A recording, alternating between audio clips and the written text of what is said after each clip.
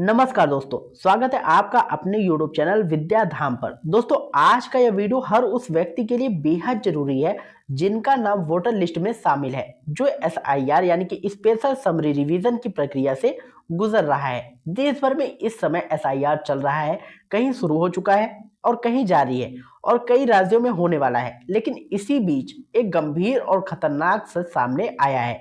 देश के अलग अलग हिस्सों में लोग SIR के नाम पर ठगे जा रहे हैं। यह कोई अफवाह नहीं बल्कि वास्तविकता है। अगर आपने सावधानी नहीं बरती तो अगला नंबर आपका भी हो सकता है।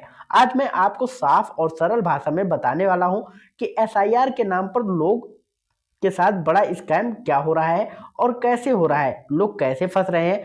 सबसे जरूरी, आप खुद कैसे बच सकते हैं। इसलिए वीडियो को पूरा जरूर देखिएगा, क्योंकि एक छोटी सी गलती आपकी वोटर लिस्ट में बड़ा बदलाव कर सकती है और आपका नाम तक हट सकता है। सबसे पहले समझते हैं SIR होता क्या है। दोस्तों, SIR का मतलब है स्पेशल समरी रिवीजन यानी कि स्पेशल इंसेंटिव रिवीजन।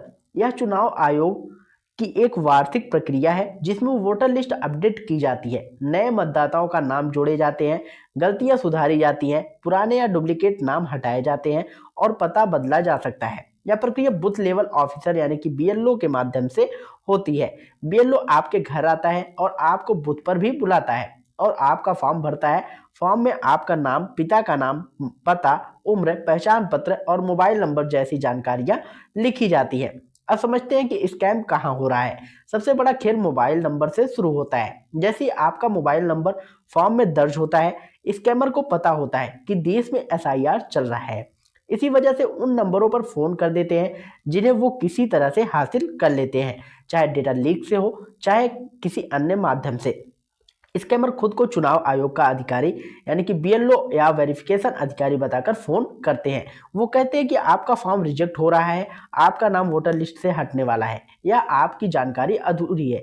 इसके बाद वे आपसे आपकी व्यक्तिगत जानकारी मांगते हैं और कभी कभी यह भी कह देते हैं कि आपकी एक OTP आएगा, वह बताए ताकि आपका नाम हटने से बचाया जा सके।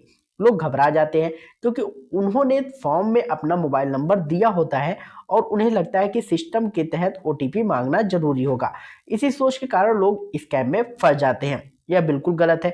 चुनाव आयोग कई बार साफ कर चुका है कि SIR प्रक्रिया में किसी भी OTP की जरूरत नहीं होती है।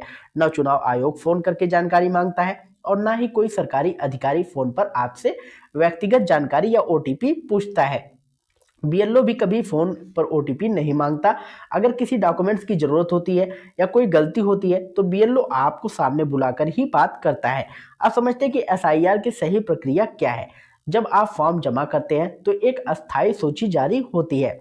इसे टेम्परेरी लिस्ट कहा जाता है। इसमें आपका नाम है या नहीं है यह देखना आपकी जिम्मेदारी है। अगर आपका नाम नहीं आता है तो आप BLO से संपर्क करते हैं। वह बताता है कि आपका फॉर्म में क्या कमी है, कौन सा डॉक्यूमेंट्स लगाना है, कौन सा सुधार किया जा सकता है। आमतौर पर आपको 20 से 30 दिनों का समय दिया जाता है। उसके बाद सुधार फाइनल लिस्ट आ जाती है। इसी पूरी प्रक्रिया किसी भी प्रकार का फोन कॉल, OTP या लिंक क्लिक करने का नियम नहीं है। अब बात करते हैं ऑनलाइन SIR की।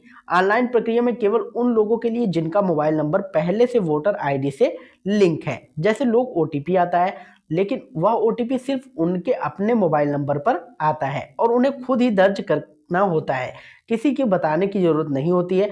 बाकी लगभग 90% लोग ऑफलाइन प्रक्रिया से ही दस्तावेज जमा करते हैं और यही तरीका सुरक्षित है। अब जानते हैं स्कैमर कौन कौन से तरीके अपनाते हैं।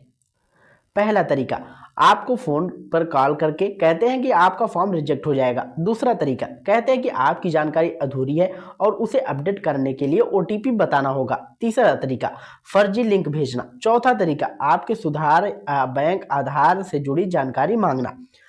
इसे धोखाधड़ी पूरी तरह से कंफर्म होती है। अब सवाल है कि इससे कैसे बचें। इसका सबसे आसान तरीका है किसी भी अनजान कॉल, संदेश या लिंक पर विश्वास ना करें। अगर कोई खुद को सरकारी अधिकारी बताकर कॉल करे और OTP मांगे तो तुरंत फोन काट दे। BLO की जानकारी हमेशा बूथ पर उपलब्ध होती है, आप सीधे जाकर उनसे पूछ सकते हैं। अपने टेम्परेरी और फाइनल लिस्ट खुद देखें। किसी भी तरह की आपत्तिजनक स्थिति में जिला निर्वाचन कार्यालय से संपर्क जरूर करें। सबसे महत्वपूर्ण बात, किसी भी OTP या निजी जानकारी ना दें, चाहे सामने वाला खुद को कोई भी बताता हो।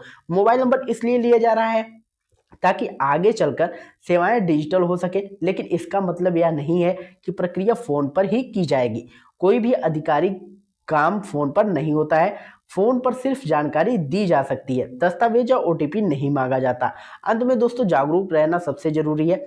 थोड़ी सी लापरवाही आपको बड़ा नुकसान पहुंचा सकती है। खुद सावधान रहें और अपने आसपास के लोगों को भी स्कैम के बारे में बताएं। आज की वीडियो बस इतना ही। अगर आपको जानकारी उपयोगी लगी हो तो वीडियो को लाइक करें, शेयर करें और यदि चैनल पर पहली बार आए हो तो चैनल को सब्सक्राइब करके बेल आइकन जरूर दबाएं। और दोस्तों, अगर आप लोगों को फॉर्म भरने में कोई भी समस्या आ रही है तो आप लोग हमें कमेंट बॉक्स में जरूर बताइए। हमारी टीम आपकी पूरी सहायता करेगी। मिलते हैं नई वीडियो में नई अपडेट के साथ। तब तक के लिए जय हिंद, जय भारत।